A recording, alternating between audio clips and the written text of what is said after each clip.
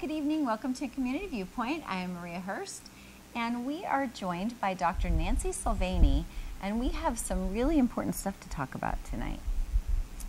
Thank you for coming. My pleasure. And now, you do specialized autism screenings, right? Yes. What kinds of things have you done before that have led you to this? Well, I was a private psychiatric nurse for quite a few years. I'm from a medical military family. Okay. Which is an interesting background. And then I worked for the state of Nevada for many, many years. And you have a PhD in autism? Yes, I do. Okay. My dissertation is in autism screening. Now, there's lots of, it's a big process to screen a child for autism, but you not only will do a screening, but you'll work with kids that are autistic as well. Yes. Okay. Now, let's start off with the phone number. Let's just start off with a phone number to get a hold of you first. Okay. 702-604-5030. And it's right up there on the screen. Now, let's talk about what autism is, because there's different forms of autism, isn't there? Yes. As I've said before, autism is turned into like an ocean full of different kinds of fish. There's varying degrees of autism, from very low functioning to very high to your autistic savants.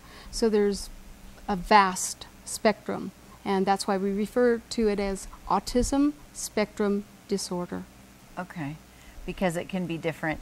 Yes. Everybody's There's no different. two alike. No Okay. two alike. Okay. That's what makes my job so interesting. All right, and has there been, I'm just going to refer to this book here. Can I pick it up? Sure. Okay. This movie was just done. Would you recommend, I mean, since we're on TV, let's just recommend the movie. I Okay. haven't seen it yet, but I would really like to. But this woman, and you know her. Yes, I do. So let's talk about her just for a minute. Okay. Because she's got, let's talk about like what form, so maybe people can Okay. see what kind of different things, and maybe it'll trigger something. They might know somebody, and they can call and get screened. Okay. This is Dr. Temple Grandin. She has a form of autism that I would refer to as classic autism. It's very different from the other kind of autism you might have heard of, Asperger's syndrome. Okay. Temple is a university professor at the University of Colorado. She is a worldwide speaker. I've traveled all over the world to talk to her.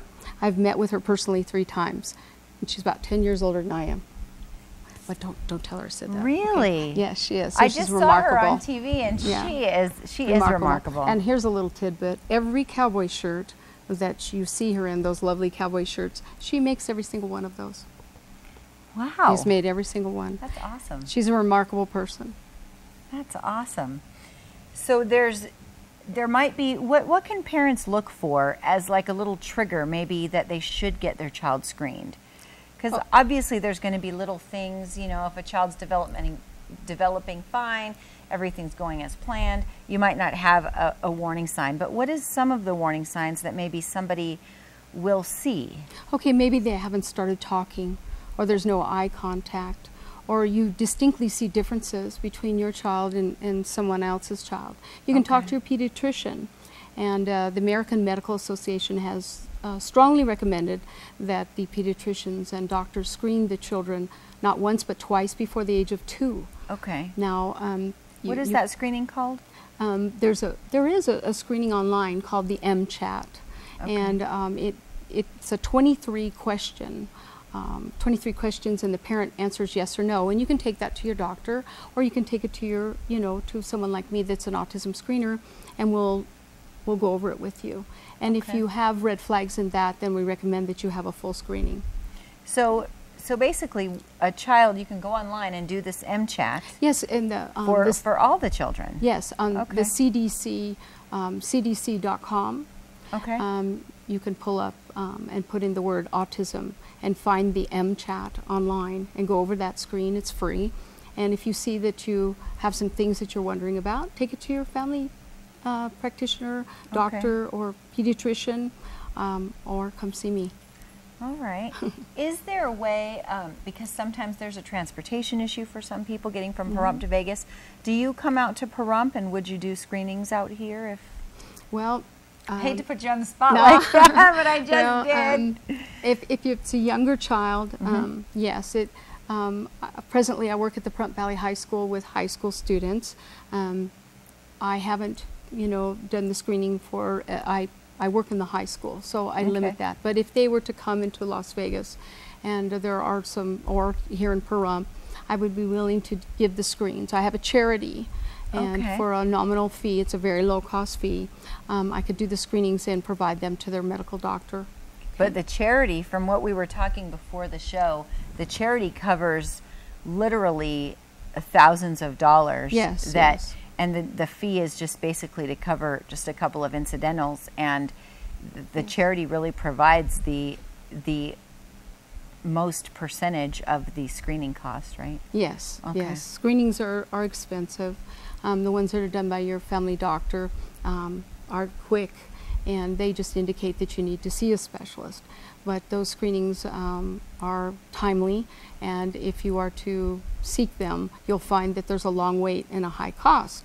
So I've made a charity, and for a nominal fee that pays for the cost of the protocols, and the time, we do provide that. I do require that they take them to their medical doctor, to their pediatrician, and they have a physical, and they have some other things. And each case is individual, so I couldn't really make a... Because they're all different. Yes, they're all different. That's right. And so from this screening, though, parents can get a comprehensive look Yes. at what's going on with their child, maybe what type of autism they may have.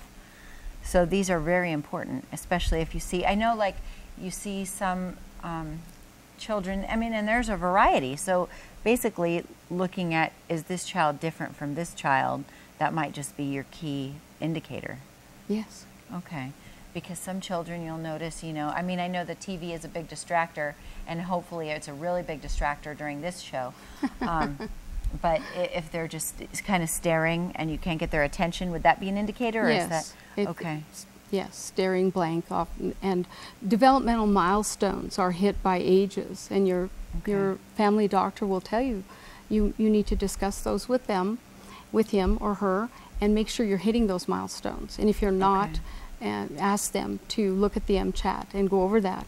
And if you see you have the red flags in that brief screen, then you need to have a full battery screening. Okay.